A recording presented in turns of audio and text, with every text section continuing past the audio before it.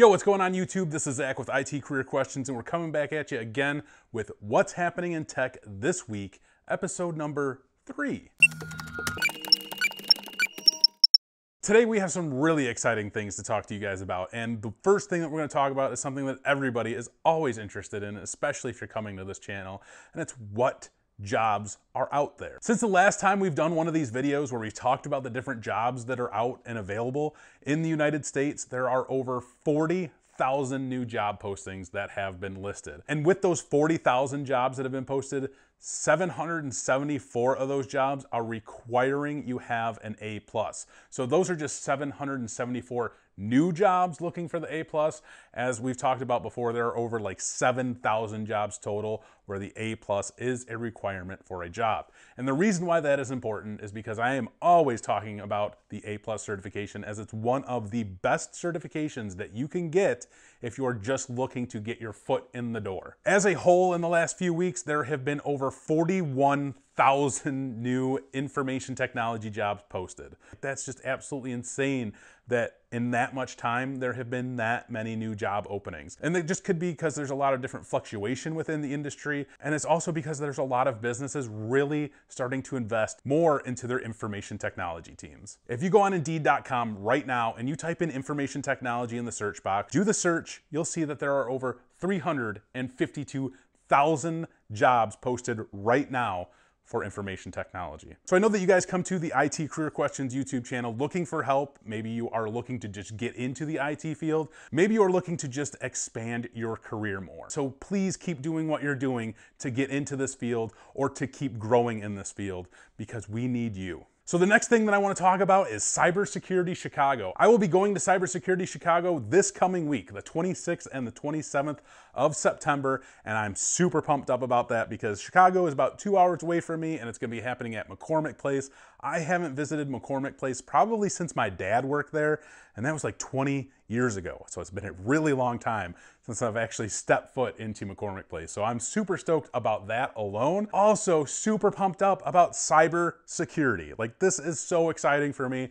I'm gonna get to see a lot of people who are in the IT field and a lot of people who are more specifically in the security field. So if there's questions that you guys have for people that I can interview there, please let me know in the comments below what kind of questions you have about cybersecurity. There are a couple people there that I already know I will be trying to talk to because I've actually talked to them before, whether it was at Black Hat or InfoSec World. So I'm really excited to see these guys and girls as well. So please leave your comments. Let me know what you guys want to find out from Cybersecurity Chicago. If there's something specific that you want me to go into detail about, talk about, or stuff that you want to see, let me know. I want to help you guys out, and I definitely want to utilize going to this conference as much as I possibly can to help you out. So let me know, hit me up. So we covered 2 really important things in this video so far. Now we're going to talk about some tech news that's happening. And the first one that we're going to talk about, you may or may not enjoy. So as you know, the iPhone XS is coming out. Yeah, the iPhone XS. And I kept thinking to myself, what does this S stand for? Why is it the S? I didn't really care to go and look into detail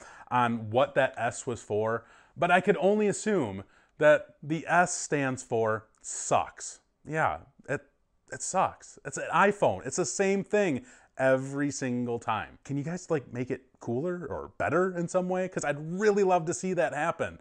Instead, you guys just release the same crap every single time. I don't mean crap necessarily in a bad way, because the iPhone works and it's fine, but it's not new. There's nothing new about it. There's nothing exciting about it.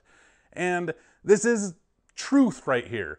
A lot of the things that that Apple has been implementing into their new iPhones, it's stuff that like Samsung has had implemented like years ago. It's like, come on guys, get with the game here. Like, why? So iPhone X sucks. And that's all I really wanted to talk about. If you guys didn't like that, I apologize, but it's the truth. I'm sorry. I don't like iPhones. I despise iPhones. But you know what? I would probably get an iPhone because it is kind of secure. It's a lot more secure than an Android device. The App Store has really got things pretty strict over there, which I greatly appreciate. Where Android, on the other hand, they don't really care so much. Maybe it's not that they don't really care so much. It's just they don't do a good of a job as Apple does with their security in regards to apps, as far as I've seen and read up upon and things like that. So Apple has it going in that aspect. Other than that, please put out a new iPhone that's actually like innovative and like exciting and has really new cool things. Maybe make it a little bit different. Maybe make that look and feel a little bit different, but they won't because it's Apple and all of their stuff looks exactly the same. So whatever. iPhone 10 sucks. The next thing that I want to talk about is Twitch. China just blocked Twitch. It's an entire country that has blocked one of the largest streaming services in the world. You have to think about that for a second. Like, that's censorship at a whole new level. And this type of stuff happens all the time. A lot of different countries will block certain websites and things like that. But for a country like China, who has a very large gaming population, to block the world's like largest gaming streaming service is crazy. Like, that just goes to show you how crazy censorship really is becoming. And why this is important to you is because you have to really kind of pay attention to how some of the different politics with all of this stuff works in the IT arena. For an entire country to block a website, to block a service, that's kind of important in many aspects, more so on the security side of things, because, and especially for China, people who want to see Twitch, who want to view this website, they're going to try to find ways around being blocked. The IT teams in China are really going to have to figure out how to keep people blocked on Twitch. So what's really crazy about an entire country blocking a website is it could happen anytime. It could happen anytime, anywhere. Doesn't matter the country. The United States really hasn't done that, so it's a little bit different for us. If you live in the US, you are, welcome to all of the freedoms in the world, right? Like, we are just this free country somewhat, and we love everything and let you do anything that you want. But there are other countries out there who just say, like, no, you cannot do that. We're not letting you do that. Never. It's just crazy. It's so crazy, the world that we live in today. Nothing against China. Like, I love it, and I would never say anything bad about it. I don't have anything bad to say about China. It's just crazy to see this type of thing happening in 2018.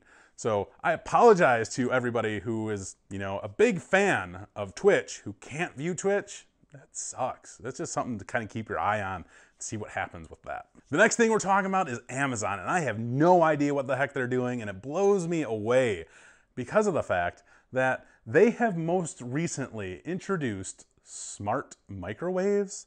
I'm be like, yo, microwave, heat me up that burrito, 5 minutes on high, get it done. And I'll just start doing it. That's cool. Like, I like that. I like that I could just like throw something in there and then yell at it, like, microwave, you do this right now. But on the other hand, my microwave is listening to me. So my microwave is now hooked up to my interwebs, right? That's concerning to me because here's another IoT device thrown into my house on my internets, and I have to worry about what this actual device is collecting from within my house. Now, don't get me wrong, I'm not saying that it is definitely collecting any type of data, but with the way that, different exploits and hackers are moving through this industry, who knows if my smart microwave will be hacked anytime soon. And now I'm having a conversation in my kitchen, which I have many conversations in my kitchen. Are they going to be listening to me? Like, are they going to listen to my personal conversations? I'm not saying Amazon's going to do it, because I'm sure that they could be anyway, and I don't really care. Are these hackers going to just start hacking everything now? Yes, they are, actually. They probably will. But here's just another IoT device that you're going to throw in your house, and now you kind of have to worry about. It's crazy what all these different companies are doing with IoT devices. So if you are unfamiliar with IoT, Internet of Things, all of these types of devices are run on some form of Linux. So go out and learn Linux, because I highly recommend it, and that's what I'm learning right now as well. So that's all that I had for you guys in today's video. I wanted to make this a little bit more enjoyable, kind of upbeat, kind of excited about a couple different things. I hope you enjoyed it. If you have any comments, questions, concerns, hit me up in the comments below. If there's something that you want to see featured in another episode of What's Happening in Tech, make sure you leave that in the comments, because I would love to hear from you guys and what you are looking for. As always, take it easy.